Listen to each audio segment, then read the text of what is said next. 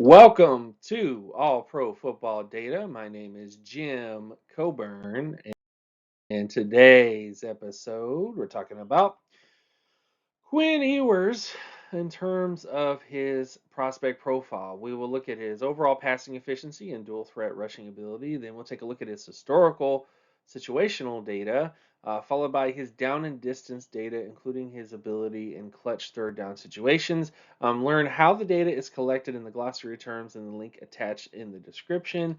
All that stuff out of the way, let's get to his video. So, best passing efficiency and career efficiency scores.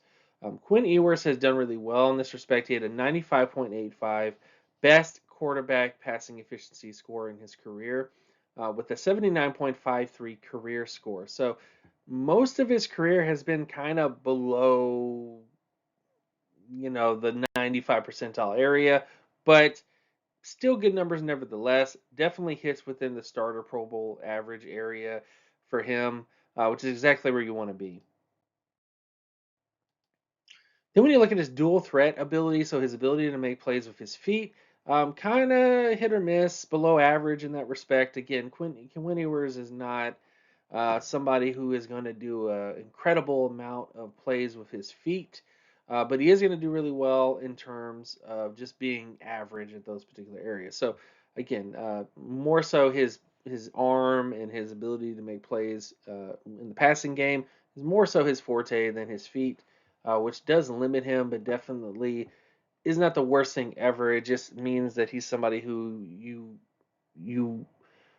you're not going to get that rushing ability. A lot of times some quarterbacks who struggle with their passing efficiency, but they have legs, can kind of stay in the NFL a little bit longer and develop versus guys who it's all about their passing efficiency. Because if that one strength of theirs, their arm, is not really that great or is not good enough for the NFL, then what else do you have? And that's the only question mark with him is based on his dual threat ability kind of pigeonholes him to be more of a pocket passer only at the next level. Then when you look at his situational statistics, so this is one area that was kind of a glaring thing to me, which was he's really good in terms of first down completion percentage.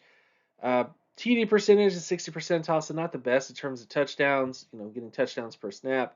Uh, he had 90 percentile in terms of 15 plus yard passes percentage, meaning that the vast majority of his passes that were longer range were 15 plus yards. But his 25 plus yard passes was 51 percentile. So not really throwing the football down the football field 25 plus yards there, not really doing that a whole lot. Again, average in terms of that area. So that does lend some concern, if he's able to stretch the football field significantly. He has affected some wide receivers. I think particularly last year's draft class, there was some question marks about guys like Xavier Worthy and these other sort of players, which is, they're deep threats, yes, but how often were they making plays in the 25 plus yard area? Not so much. I think a lot of it has to do with the quarterback here. So again, that was sort of the situational aspect of him that is a little bit concerning. And then when you get to his down and distance data, good on third down, second down, and first down. Again, solid numbers. Nothing to really scream about how great it is, but good numbers nevertheless. First down, second down, third down situations. Exactly where you would want a quarterback of his caliber to be in those various downs and distances. Solid numbers, but nothing spectacular.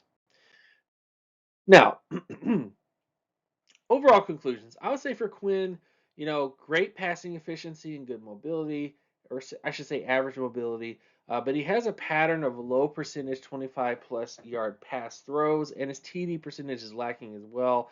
I would say his overall upside at the next level would be sort of like a Kirk Cousins on the high end, with Trace McSorley on the low end. So he's a quarterback that, based on his data in college, suggests someone who has limitations, suggests someone who is likely going to be more of a disappointment, or is going to be a quarterback that not every single GM and not every coach is going to get behind because of some of those limitations. But in terms of where he nails it, again, those 15 plus yard pass range, really well in those situations and has had solid passing efficiency and a solid career. So good prospect in terms of the draft, but not necessarily somebody you would take in the first round, probably more so day two, day three range. And you have to be very specific in terms of the type of offense that you put them into. All this stuff out of the way, thank you guys so much for watching. I will see you guys in the next video. Peace.